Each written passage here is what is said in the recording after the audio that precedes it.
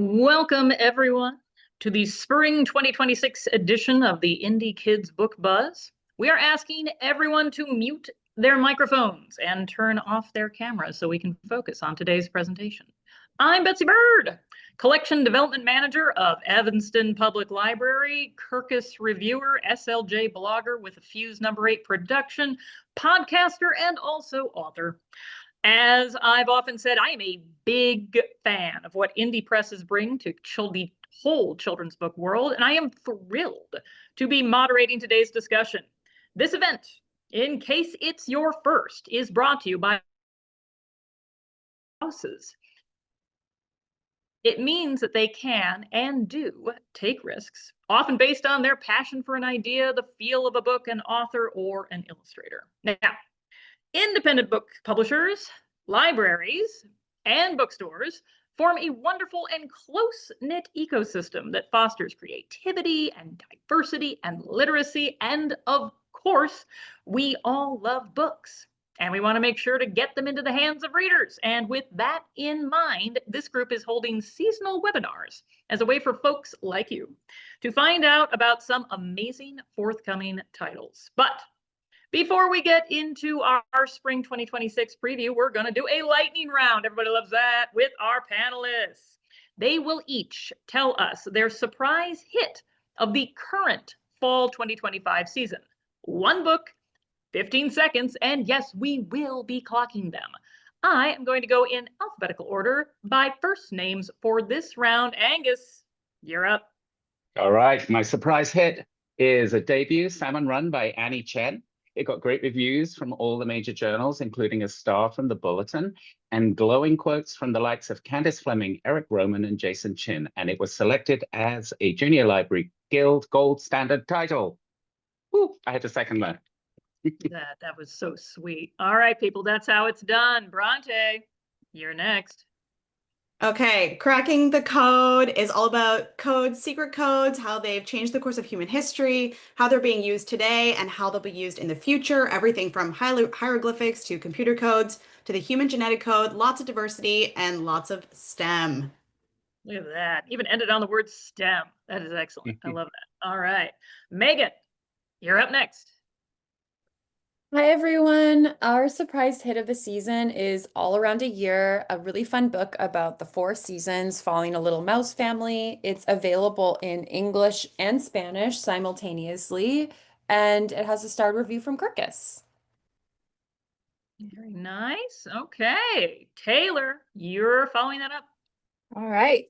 So At the Rescue Cat Cafe is a sweet, cozy pick for cat lovers that received a Kirkus star, and it's actually been our most requested book of the season on Edelweiss.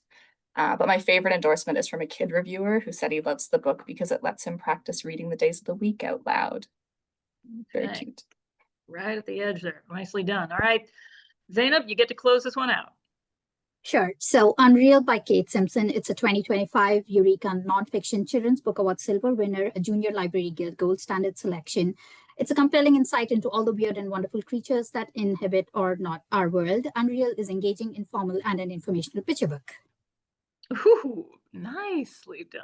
All right. Everybody knows how to speak quickly and eloquently in a small amount of time. It's going to come up useful. All right. And this is what I love about publishing. You never know what books will take off and find their audience, even though we all have a pretty educated guess once in a while. Now, okay, so now that we're all primed and ready, let's hear about what our publishers are excited about in the spring of 2026, the future. Post your comments in the chat if you love something that you are hearing about, by the way. All right, question number 1. Picture books are an ideal way to learn about all kinds of stuff, including life itself, but we're going to ask about those in a bit. Picture books can also be a good way to convey facts of one kind or another, even if they're actual stories. So, who amongst you has a picture book that gives kids something concrete to take away? Why don't we start with you, Zainab? Thank you, Betsy. So our first title is Platypus and Puggle by Ariana Kultrodis. It's perfect for readers 1 to 5. It introduces toddlers to the names of animals and their babies with lyrical alliteration and charming fun facts. It moves from It's based on size, like moving from small to big. And this collection of animal families helps build vocabulary. It, as I mentioned, it illustrates the concept of size. It's perfect for early learning, and it's the perfect companion to Ariana's hit board book, Llamas with Lemonade, you might have heard about. It's as it's in a board book format, it's built to last through repeated reading and chewing, and has is a perfect addition to any nursery library. And animals doing unusual things, which are common for humans, will be sure to spark curiosity and laughter, engaging parents and kids alike. I love those fluffy slippers on the elephants. I know, right? It's so cute. Thank you. That was my same point. You took my same point. I love those. I stole it from you. We can all have fluffy That's great. slippers, don't worry. It's also being mentioned in the chat, I will say. Yes. Oh, that's awesome. All right, Megan, what do you have? I have a book about baseball. Who doesn't love baseball, especially after we just finished the World Series? I'm Canadian. I live in the Pacific Northwest, and the whole country fell in love with the Blue Jays, got on the bandwagon last week. I said to myself, if they win, I'll sing the whole song in this webinar, but they didn't win, so I guess I don't have to sing it.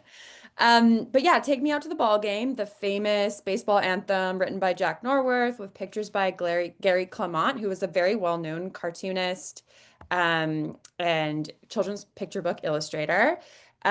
This is a really fun imagining of the song in the forms of a little boy trying to convince his father to leave work behind and take him out to the ball game. I love this version of the song because it really is how the song's intended to be. You're singing the song to the person who's going to take you to the ball game. And speaking of facts, it has a lot of facts in the back matter about the origins of the song, including the little known fact that the writer of the song, Norworth, didn't go to a ball game until 20 years after he wrote the song. So some really interesting stuff in the back matter there. That's fascinating. I had no idea. Yeah. Great. I like a little fact to be worked in here while we do this. This is great. Angus, I think you've got one as well. Yeah, but I've got to get the earworm out of my head now. So Yeah. Take Me Out to the Ball Game. My book is Tove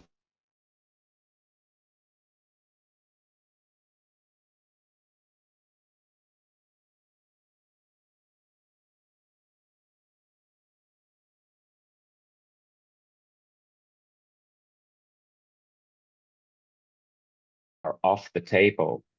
But Tova's family doesn't give up. They roll up their sleeves and start what they call a bake storm. They whip up all kinds of new recipes, chocolate cookies, Cinnalove scones, even a few tasty disasters along the way. Nothing quite works until Tova's clever pet squirrel scampers in with a brilliant idea. Together they discover a new recipe, the Pericot Crisp. Delicious, creative, and completely honeygreen free. The message here is simple and reassuring.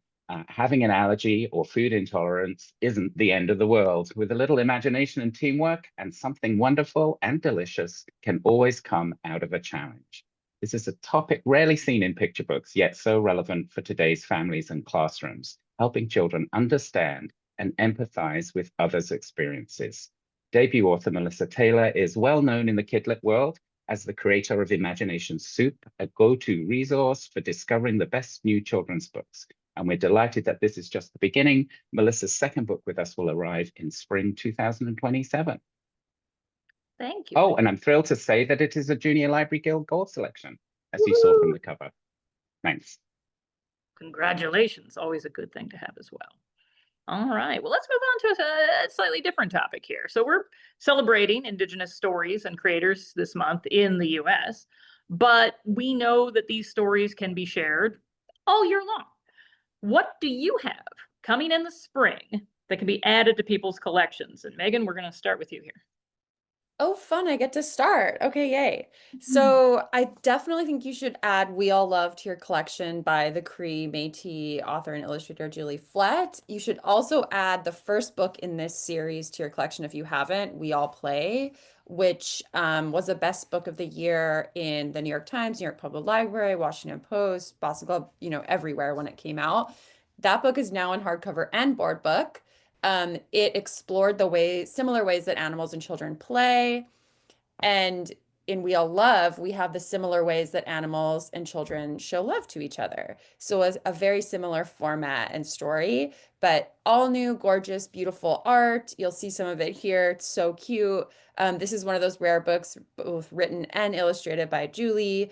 It's launching just in time for Valentine's Day in February, which is really fun.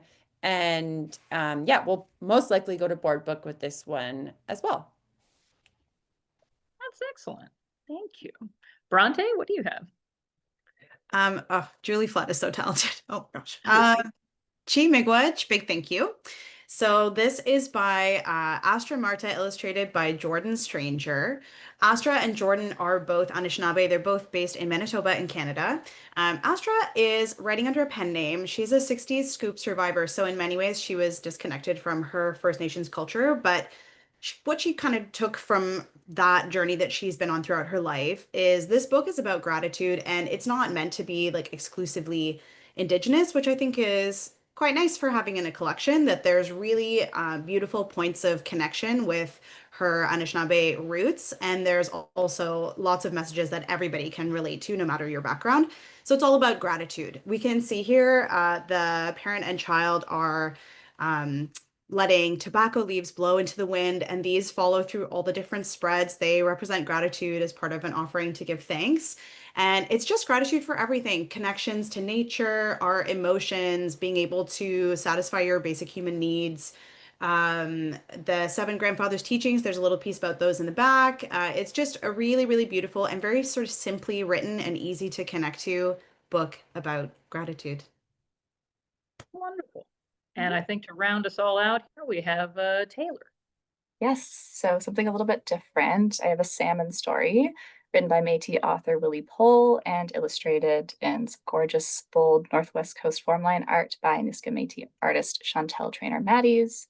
So this one's an informational picture book, and it spotlights the mighty salmon, a keystone species who are essential to their ecosystem and also to the lives of many Indigenous nations, and how open net pen fish farms impact and threaten these longstanding connections and the migration patterns that salmon have followed for thousands of years. So there's lyrical text and nonfiction informational text on each spread as the reader follows a group of salmon through the start of their migration until they encounter an open net pen fish farm. And then it shows the effects of these kinds of fish farms on the salmon that cause the cycles of salmon to get smaller and smaller each year. The book ends with a call to action for readers. There's informational back matter and a glossary and pronunciation guide of terms in 3 Indigenous languages, Anishinaabewin, Niska, and Ukamuch. So lots of great stuff in there, especially the language guides at the end. That's great. Thank you so much. Looks fantastic. All right. Well, it's often said that children have an inherent curiosity, openness about them, and when well-told stories reveal something new to them, all the better. Stories that talk about belonging, about various backgrounds and traditions, or play with language. These are all great ways of feeding that curiosity. So, who's got something special to share? I'm starting with you, Angus. Ooh, great. Time for haiku, I believe. And this is language, a double dose of it, because time for haiku is poetry in translation. 50 short poems, each one a tiny moment in time, capturing the beauty of the seasons. These haiku are written in the language of everyday life. They are playful, observant, full of small surprises, inviting readers to pause, notice, and look more closely at the world around them. For many young readers, haiku are the first taste of poetry. Those familiar 5-7-5 lines feel simple, but within that simplicity is endless creativity and joy. Both the author and illustrator are deeply influenced by Japanese culture, and it shows in the rhythm of the text and the delicate, thoughtful art that accompanies it. The back matter adds real value, explaining the haiku form and encouraging children to write their own. So this book doesn't just celebrate poetry, it creates poets too.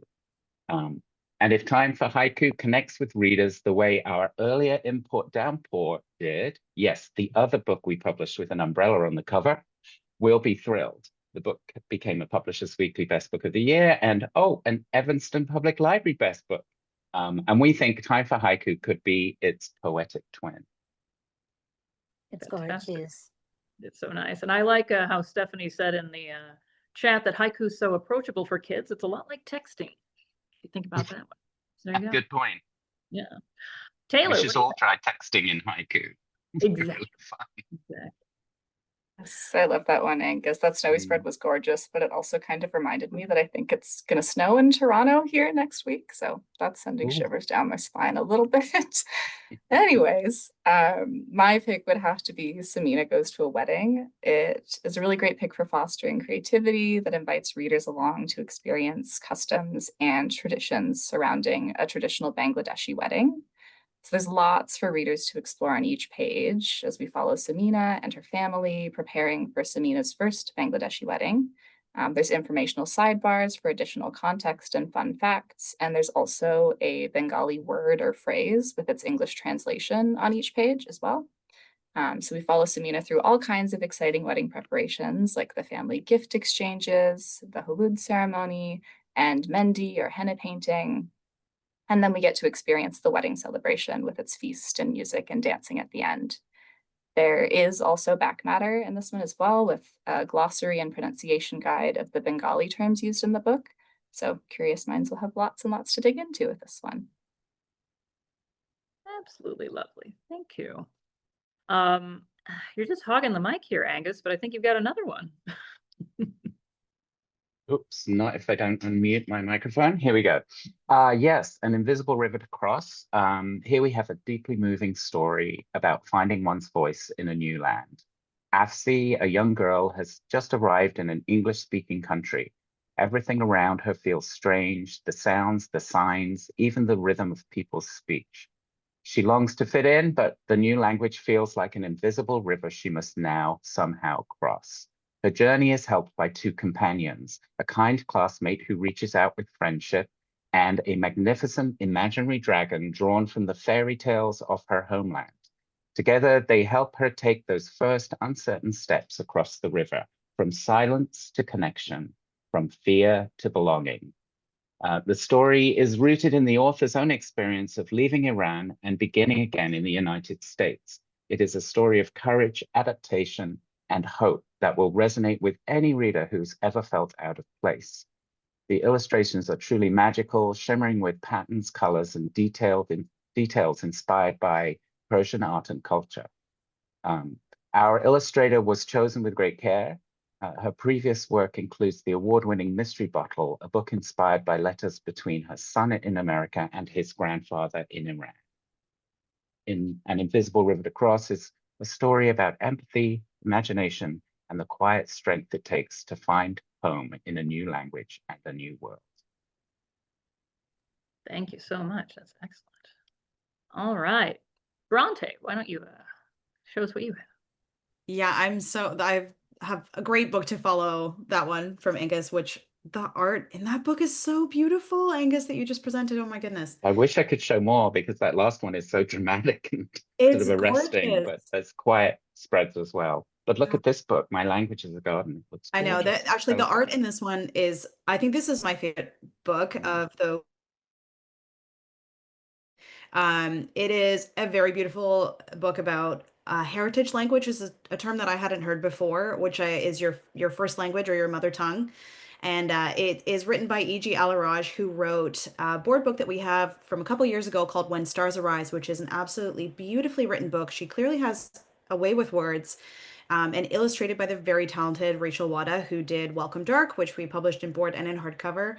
And these two, the books that they wrote independently, two of my favorites, and I think they are a perfect pair. So this is all about a parent telling their child about their language that the child doesn't speak, what it feels like, and how it connects them to a multitude of things, like their own emotions, their food, their medicine, the nature around them, their beliefs, just everything, and to each other, importantly. And it's the author wrote it because they hadn't taught their children their mother tongue, their heritage language of Arabic, and they wanted to convince their kids that it might be something important and worthwhile. And I think that they really got this message along. Yeah, it's just gorgeous. And these illustrations, I feel like they're like being in a dream. Like they have this suggestion of an image as well as like something realistic for you to grab onto. Just two really, really talented creators and a beautiful meditation on language and how it can connect us all. It's also a great read aloud. So I have a 16-month-old toddler and I'm reading E.G. Elraj's book aloud to her constantly. And this book flows in just the same way. It's really easy to read, very poetic, very beautiful. I'm going to abuse my power here and suggest you turn some of these into posters for the next ALA because people will be lining up for them. That is gorgeous. Noted. Noted, Betsy. I will write that down. Put a little bug in your ear there. I'm just saying. All right. Well, we're staying with picture books, but we're going to double back to something that I alluded to earlier here, namely how these books can help kids navigate feelings. There we go. We have a few SEL picture books to share, as this is a theme that never goes out of style because for some reason we keep having feelings. Angus, why don't you start us off? Yes, so I hope it doesn't go out of style. Here we have the Shy book, which is by Howard Pearlstein and illustrated by James Monroe. It is the first title in a brand new series all about emotions. By the book itself, yes, this book you hold in your hands is very, very shy. It's the perfect story for children who know what it feels like to hang back a little, and for those learning to understand and empathize with shyness in others. Throughout the story, the book gently reaches out to the reader, finding creative ways to connect. And by the end, it offers something wonderfully practical, a real-life strategy for when you feel shy. Think of questions to ask. It's such a simple, powerful way to start a conversation. The art is bright, lively, and packed with clever little details. There's plenty of humor too, with moments that break the fourth wall and make the reader smile. This meta approach gives the series its unique charm. Coming next are the Worried Book, the Sad Book, and to top it off, the Angry Book. The Shy Book marks the start of something special, a series that helps kids name, understand, and even laugh a little about their emotions. Very nice. And that's a good spread to end with, too. I like that one. All right. Megan, what do you have? I just want to say, Angus, that book is so sweet. My nephew is really shy, and it's my favorite thing about him. So I really need to get that book for him. Oh, I'll send you a copy. Yeah. Don't worry, Oh, Megan. please do. It's Of so nice. He course. would love it too. Um, okay, so The Boy, the Father, and the Bear. This book might break your heart. It will definitely move you and make you appreciate your life and all the experiences that you've had in life. Translated from Swedish, illustrated and written by Per Gustafsson. This picture book crafts a really beautiful extended allegory for aging and grief, for growing up and feeling sad, two experiences that unfortunately often go hand in hand. It reminds me of some of the great children's books that use characters and events to represent sort of bigger ideas like Where the Wild Things Are, The Giving Tree, Last Stop on Market Street. When we presented this book to our sales reps, I saw some tears around the room. It's the kind of book that will make a parent cry, but will sort of delight and excite a child and will captivate everyone who reads it. It's very powerful, and I encourage everyone to reach out to me to ask for a review copy. Would love to send you one. It centers on a young boy who enjoys a relationship with his father that's really close, even though his father is terrified of the bears and sharks that live outside their home. And as the father ages, he goes outside less and less, and he slowly, before the boy's eyes, turns into a wizened old tree and becomes rooted to the floor of their house. Soon it starts to rain, and it rains so hard that the boy must float on the tree that was his father over the seas. What follows is an adventure involving the boy, the tree, a bear, and a shark. It's a really beautiful story in which every element, tree, shark, bear, boy, water, land, come to represent the experience of life itself. For me, it's about the confusion of being young, the pain of growing old, the grief of losing the ones you love, and the joys of independence. I think it can be read on multiple levels. Like on one level, it's a story about a boy who goes on a quest and has a great time and some challenging times. And on another level, it's a story about how life can sometimes feel as heavy and terrifying as being pulled underwater by a bear. Um, we're hoping for some like incredible like review coverage of this book. It's one of these special stories that really does something different. And I think that only indie publishers like us would take a risk on because it's a little bit strange, but I really think it will resonate with so many readers. Excellent. And according to Lawrence in the chat, your translator for this book won a Prince Honor last year for the translation of Fire from the Sky. So. We all in this webinar love our translators. So thank you, Lawrence, for shouting everyone out. And I think that's a good lesson for us that we should start naming the translators when we present. So thank you, Lawrence, for that. Very cool. All right, next up, Taylor. That's a tough one to follow up. That's so gorgeous on so many levels, Megan. I definitely want to read that one. My SEL pick is Time to Leave Laverne. So this one tackles big feelings, explosive behavior, and emotional regulation to help kind of weather those feelings. Here we have Laverne, and Laverne has big emotions. When she attends story time at the library or a play date at the park, she arrives like a ray of sunshine.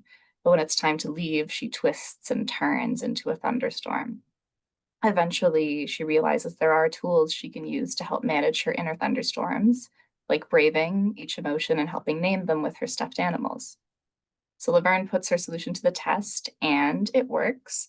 Her big feelings still brew sometimes, but she uses her coping mechanisms and learns that there are lots of ways to weather all kinds of storms. This one's a really affirming, child empowering story that acknowledges that we can't and we shouldn't stop emotions from coming. Like you said at the top, Betsy, you know, we're all feeling feelings and we're not stopping feeling feelings.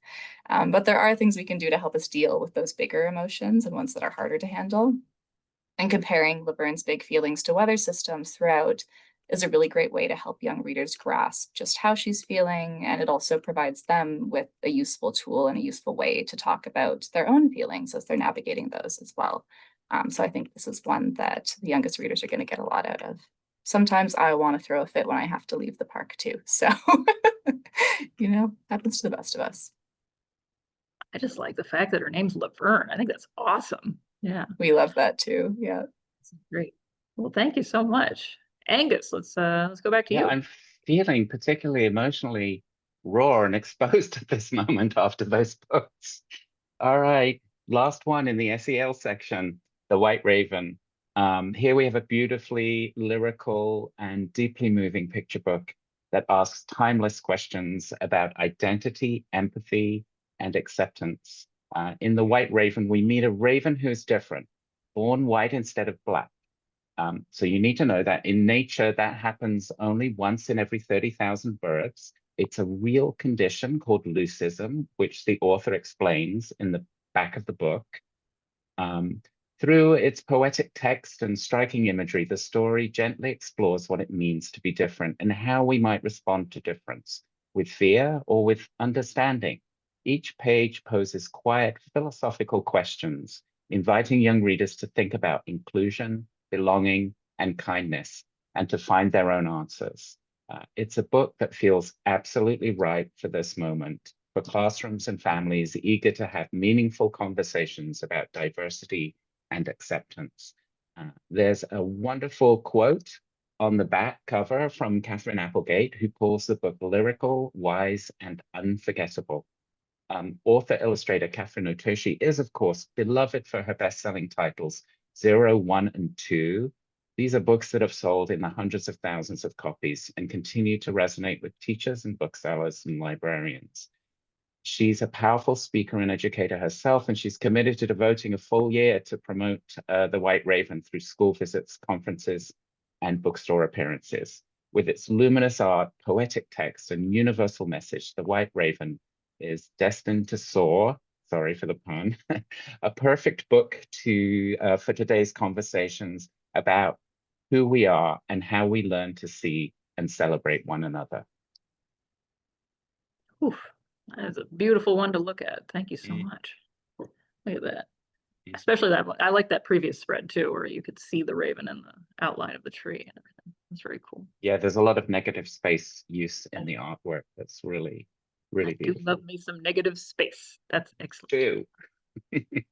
All right. Well, let's move on to stories for kids becoming more confident readers with chapter books. This is a category where you have to capture the imagination of the reader in order to engage them and keep them reading. It is a key moment in their development as readers. So what do you have for us, Bronte and Zainab? I love this category. Orca does lots of, we call them early chapter books, and we have a couple different categories, and this is one of them, Meg and Greg.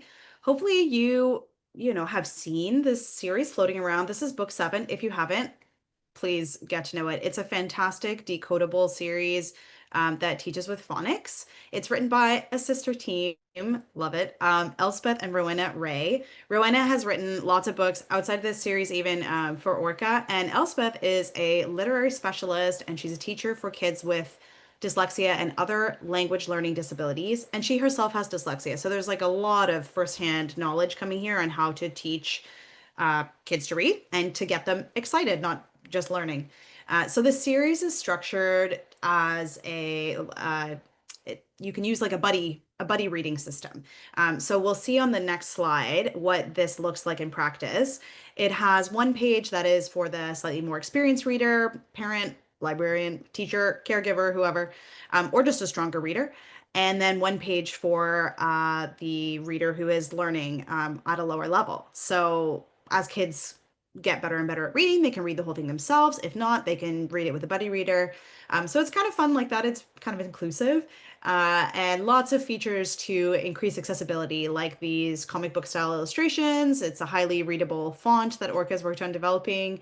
Ample spacing, shaded paper, so the contrast is a bit less stark. Just lots of little decisions made to make it easier to read. And how we do this is there's one story for each sound. This book is ooh, ow, oi, and aw sounds. So that's what we're learning in this book. And there's a story, like a chapter and a story for each sound. And in this one, the two main characters, Meg and Greg, who are both 10 years old, they're volunteering around their community. So the stories are good. The like learning strategies are good. They just do super, super well in libraries and classrooms. So we love those. Love Meg and Greg. Oh yeah, here's the sounds. Here's an example of what the sounds look like and the more technical aspect of it. The next one is Me Too. I'm just going to continue here. This is a more traditional early chapter book, though. Werewolves Don't Keep Diaries is in our Echoes series, which are for 6 to 8 years old, and they have black and white illustrations. This is such a cute one, really charming, quite a realistic narrative voice. Main character Lou, which is kind of a wink nudge if you speak French or any number of other Romance languages. He's a 10-year-old boy. He's the youngest in his family. And for his birthday, he receives this like dusty old book. And he's like, I'm not reading this. This is a crappy present. And then he starts to suspect that his parents are keeping something from him. At the same time, he's starting to go through some weird changes. His feet are getting really hairy. His nails are getting really sharp. He wants to eat a raw steak. You may be able to guess where this is going. By the end of the book, he discovers that his whole family are werewolves. And it's really cute. It's just a really sweet tone of voice. It's fun reading. We have another one coming in the fall of next year. And the author, Suzanne Sutherland, has made the ALA Rainbow List. She's a very skilled writer, and she's written other books for this age group before with us. So we love her. And I love this book. It made me laugh a lot when I read it. So super cute. Yeah, it's got some good art too. Mhm. So, thank you. Zainab, what do you have? I will just begin by saying I love the art in that one, Bronte. The subject matter is so super cool. The title I have today is The Healer and the Phoenix by Linda Trin. It's perfect for readers 7 to 10.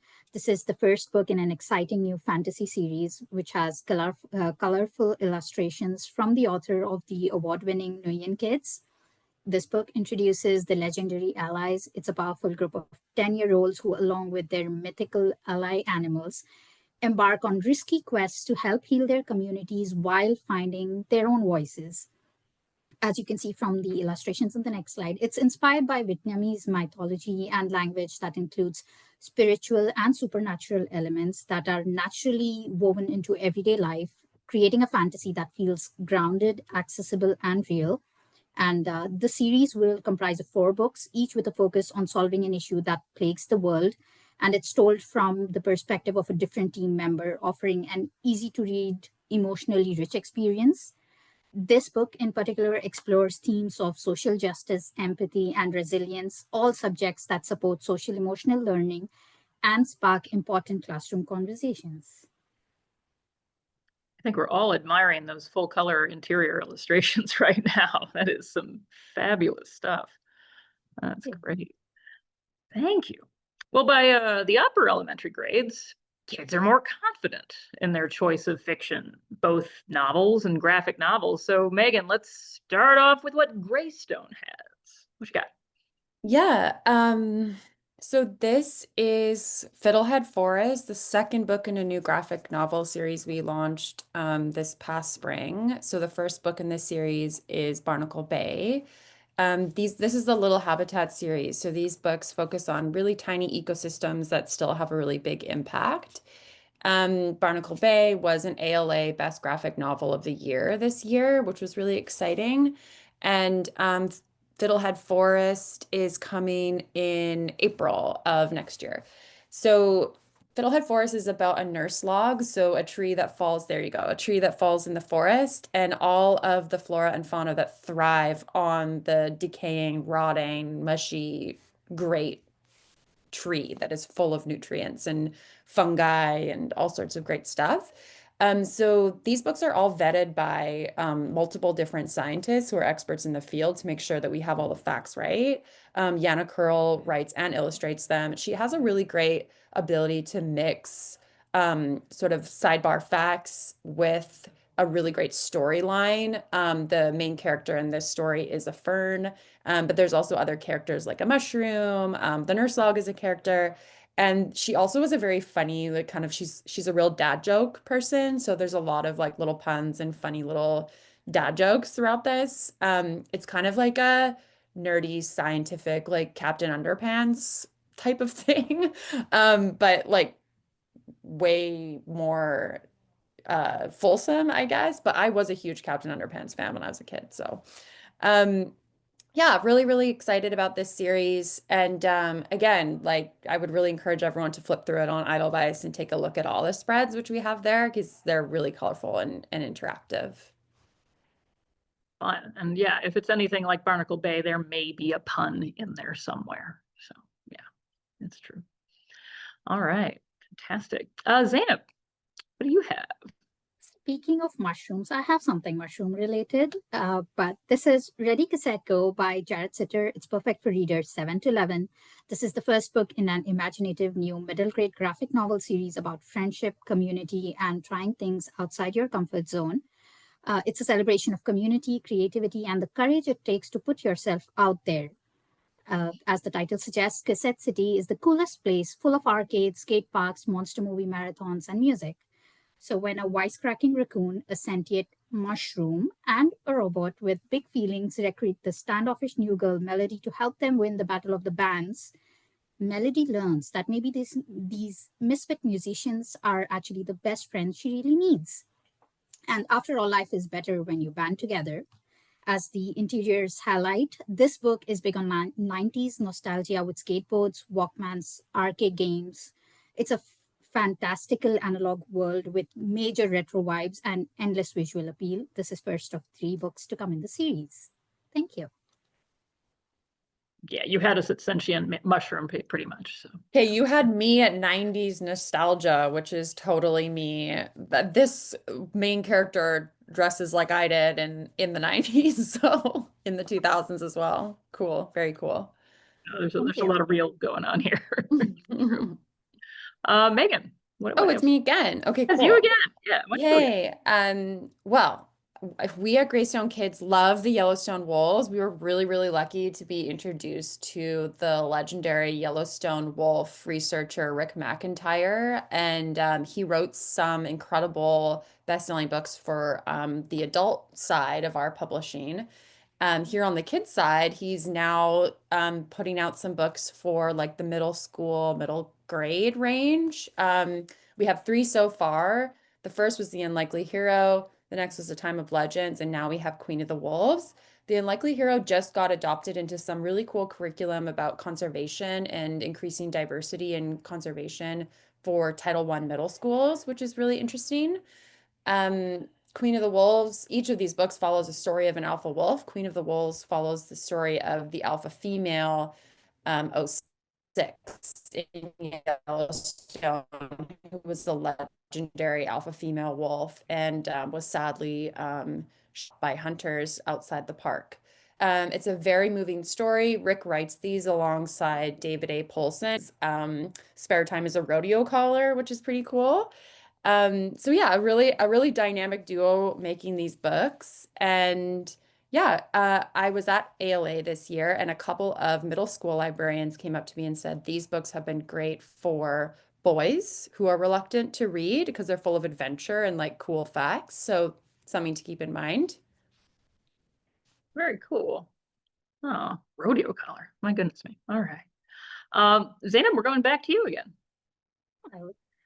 This is Lying, Stealing, and Other Ways to Save the Planet by Curtis Campbell. It's a YA book, readers 14 and above. It's a fun YA novel about coming of age in the shadow of climate change, overcoming cynicism, and the power of collaboration from the award-winning author of Dragging Mason County. This book is an echoist. It's about going green and getting even. It's about young people with acute environmental anxiety and anxieties about the future and trying to do things to correct that as much as possible. The characters are not saving the planet, but they're trying to bring about positive change, even if only to their own backyards. And that's the least we can do, right? It's driven by friendship. It's a rare YA that prioritizes friendship, group dynamics, and finding your place over romantic relationships. So a rare book in the world of YA. Yeah. Well, and also with its concentration on real world issues, I have to say it's a pretty good segue into nonfiction. So creating nonfiction that engages kids and provides not only facts, but also context and surprising information can be tough. But I know this group of publishers is up to the challenge. So tell us about new nonfiction for middle graders that you have coming out. Ha ha ha. And we're going to start with Taylor, I think, this time. Yes, I'm excited to talk about this one. I love fun and surprising nonfiction. So let me introduce you to Left-Handed. Oh, and the automatic lights are going off. I'm going to just wave my arm around. There we go. Left-Handed approaches the mystery and the history of left-handedness. And it uses a blend of pop culture, history, sports, and STEM to examine all things lefty, from myths to genetics to the roles that different things in our lives can play in a person's hand preference. So it's a super engaging approach and a pretty fascinating and unique topic. And it can also be highly personal. So if we have any lefties tuning in, let me know in the chat. This book asks why and when someone becomes a lefty, whether humans are the only left-handed animals. And it also zooms out from the handedness of it all to examine how people might also favor one eye or one foot or even one ear. And also the reasons why people might use different hands depending on the activity they're engaging in, like writing versus sports versus playing the guitar. And it also explores what it's like to live a left-handed life in a world that's kind of built for right-handed people, both historically and also today. It also supports character education and really celebrates the traits and differences that make us unique. And it encourages inclusivity, empathy, and critical thinking. In terms of nonfiction text features, it uses fact boxes, sidebars, and activities in each chapter to further engage readers. And there's also an index and sources in the back matter. So some very cool nonfiction here all around.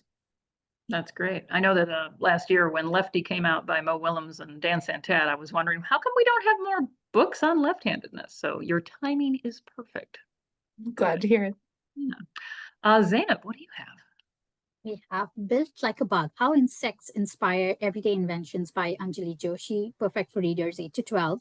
As insects are the tiny superheroes of the natural world, from the way they camouflage themselves to their amazing teamwork, their incredible superpowers have been inspiring scientists for generations. And the more we discover about them, the more they teach us how to live. This book is highly illustrated, visually engaging, with full color illustrations throughout. It's packed with STEM content. It inspires environmental awareness and invites readers to look beyond what they think they know about these creepy crawlies all around us. It has got 8 chapters featuring sidebars, accessible language, a glossary, resources, index, and hands-on activities that bring each chapter's science to life with multiple examples from the insect world. The creator is a science educator whose exploration of all the amazing inventions has come from studying bug behavior, and it will captivate readers of all ages. Thank you. That's great. And terrifying with that mosquito part. Ooh, that's good stuff. Yeah. Ooh. Okay. Bronte, what do you have? Wow, that is fascinating. And reminding me that I need my flu shot. Oh, great. Okay, sticking to the facts. This is number 3 in Orca's relatively new series, Take Action, which is short. They're 48-page, full-color books that are have a really great like practical element to them. So this one is all about misinformation. The author, Gregor Craigie, we've done a few books with him before, including Why Humans Build Up, which got multiple starred reviews. He's an award-winning author and journalist, and this is all about misinformation. So he's probably leaning into his journalism side a little bit there. It guides kids through some really fun, like historical examples of misinformation, looking at it in the current context. Obviously, kids in the 9 to 12 age range are on social media, and so they need to be able to spot this stuff.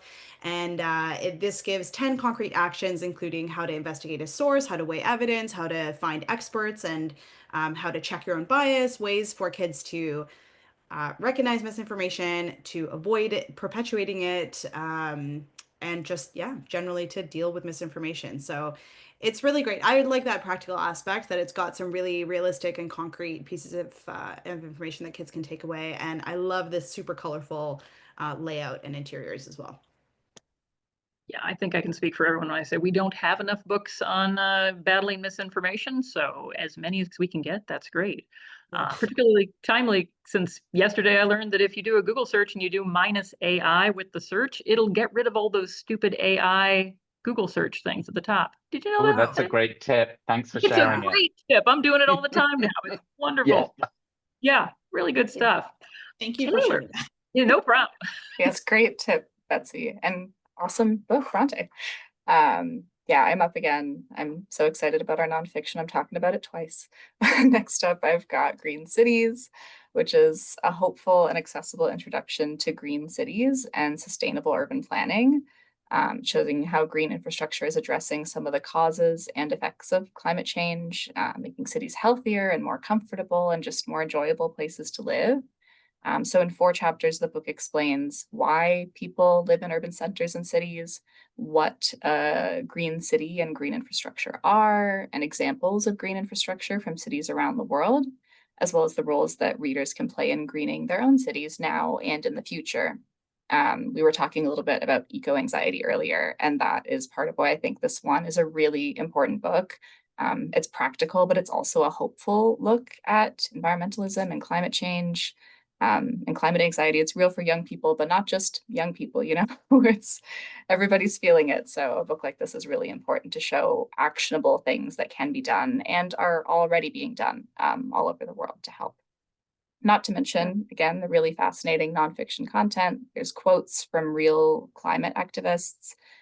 There's some great nonfiction text features as well, like a glossary, an index, and selected sources in the back matter for further reading. So lots of good stuff here.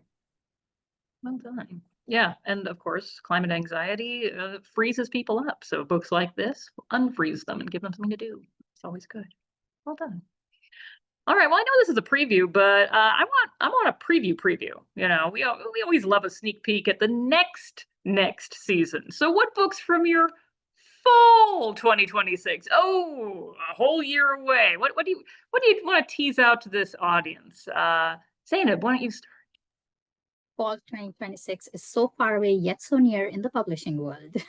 So this is Little Bee, the Storytime Extravaganza by Danny Neville. The cover that you see is of the first book, which is yet to be published in winter-spring 2026. This is the cover that you see, as I mentioned, is going to come, but the book I'm talking about is the second book in a 3-book series. It features Tiam as our protagonist. He's one of Bee's best friends, who's the king of glitter, glue, and many other things that are beautiful and fun. These things make Tiam feel good, bring him joy, but the kid in their school thinks that they are the wrong things for him to like, which leads Tiam to feel unsure about himself and whether he's not being what a boy should be. So his friends, Bee and Sarah, enlist the help of her Uncle Andy, aka the drag queen Peppermint, to support him in feeling safe and comfortable in expressing himself exactly the way he wants to. But of course, not everyone is happy with the drag queen coming to a school. So that's what the book is about. And I hope you guys will mark it up to read. That is great. We have not seen a lot of things on that topic, so that especially at this age range. So, wow, that's great. Thank you, Megan. I love this title. Thank you. Yeah, so carrots make me suspicious. Not me, but the rabbit in this book. Sorry, I can't stop laughing at this title. It's so good. Sorry, keep I going. also want to address a question in the chat. So some of us have interiors for these books, some of us don't. It just depends where we are in our production schedule. So if you don't see interiors, it means we don't have them. I'm lucky enough to have interiors for this book, but I literally just got them like 30 seconds before the meeting started. That's how we do. So yeah, Carrots Make Me Suspicious is a book for choosy or selective eaters. The selective eater in this book is a little bunny rabbit, and they are very suspicious of carrots. We also learned that they are very suspicious in general of loud foods. So they prefer quiet foods like yogurt and bananas and cake or applesauce. In this book, I think it's a really good sort of fun, gentle introduction to the life of a choosy, or as we also know them, picky eater. The parents in this book don't sort of encourage the picky eater to try the food. They more encourage him to be curious about where the food comes from. So the rabbit in this book makes a My Carrot journal, and they just write little facts about carrots, where they come from, like what color are they, like what texture are they. At the end of the book, the little bunny gets a cookbook out from the library and finds a recipe with carrots that is soft and quiet, carrot soup, and makes it with their parents and has a delicious meal, but still is very suspicious of carrots in the end. This book is by Robin Mitchell Cranfield. Sorry, I'll just mention that she's a book designer and an author illustrator. So she designed the book, she illustrated it, and she wrote it, which is pretty cool. That's very impressive. Very, very impressive. Now, boy, we got a heck of a book here. Bronte, want to tell us about this? I know, this is a preview for everyone except for one person in the chat who happened to translate it. Shout out Lawrence. Is Lawrence Lawrence there? translated. Oh yeah, Lawrence has been talking the whole time, Angus. Mhm. I don't There know. you go. I'm like, should I call him in to present Well this? done. No. The Mystery of Death. This is when I have been gradually presented our fall titles from our editorial team. This book immediately grabbed me. It is stunning. I mean, if this cover is not like an example enough of how beautiful and intriguing this book is, it's just amazing. So it's middle grade nonfiction, translated from Spanish, written by two Spanish authors, and it basically tackles a lot of information about death. The idea is basically to start a convo about death with young people so it's less frightening and more obviously a natural part of life. It includes some scientific information. Deidre, do you mind going on to the next slide? It includes scientific information. Beautiful. Look at this. Cause and effect, as you can see, why death happens, how it happens, what it looks like, the life cycle, things like decomposition, the food chain, death in nature, venom, why, just all the whys that you have in your mind. And it also covers lots of cultural aspects of death, funeral rites in animals, which I find so fascinating, as well as humans, gods and goddesses of death. There's so much information, and as you can see, it is absolutely beautifully presented. So I find this title incredibly intriguing, and I hope that you will too. Also, it comes out in August, so it will be right there for all of your October and November displays. Man, this is going to be popular. All right. That animal funeral page, my goodness. I know. It was not hard for me to choose which interior to include. Yeah, but all right. Taylor, what do you have? Yeah, so switching it up a little bit, going to a picture book we've got coming out in fall. Just a note that this cover and the spreads I'm going to show you, they're not final yet because it's not coming until next year, but this is Deli and Eminata's Jollof War. So Deli's mom makes the best jollof rice in their neighborhood, and they serve it at their building's potluck dinner every month. Everybody loves it. But then Aminata's family moves in, bringing their own jollof rice, and things get a bit competitive when Deli and Aminata disagree about whose family recipe is best.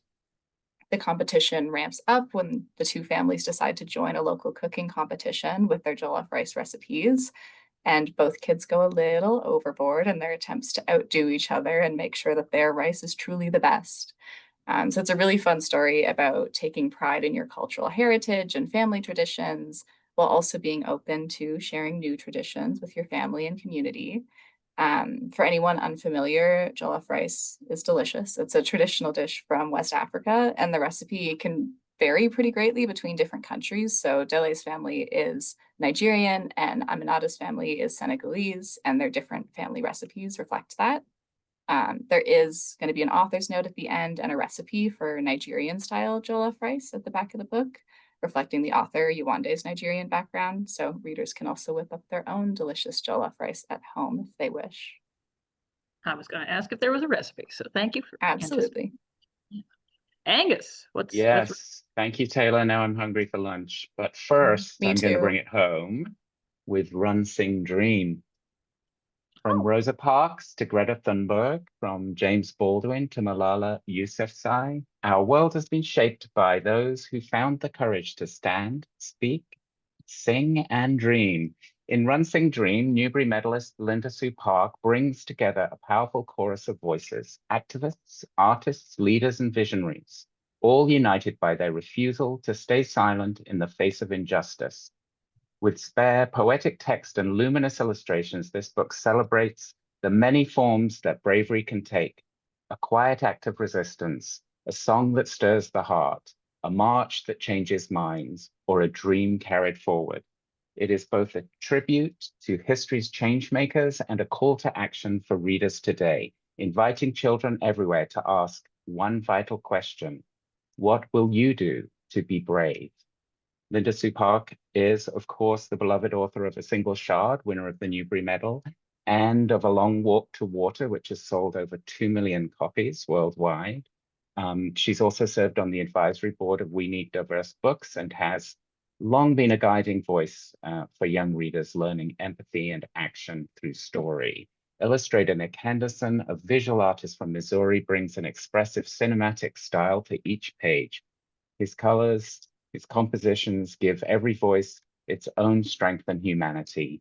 Run, Sing, Dream reminds us that courage takes many forms, and even the smallest voice can help change the world.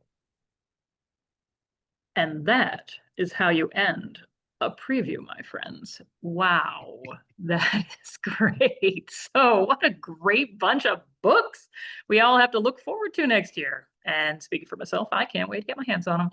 So be sure to check out these books and others from this group of publishers to see how you can fit them into your library, school, or bookstore. For those of you who are able to join us live today, our publishers are holding a draw for a set of 10 books, 2 from each of them, as a show of appreciation for your time. The winner will be notified directly, and the books will ship from each publisher separately. We'll be following this up with a link to the presentation, an Edelweiss listing of the titles discussed today, and a survey. Please take a moment to fill that survey out, as it really helps our publishers figure out how to serve your needs better. And if you can, please share the recording, check out the Edelweiss listing, and drop a review there, or send some love via social media with hashtag IndieBookBuzzSpring26. On behalf of this fantastic 5, thanks for joining us today, and have a great day.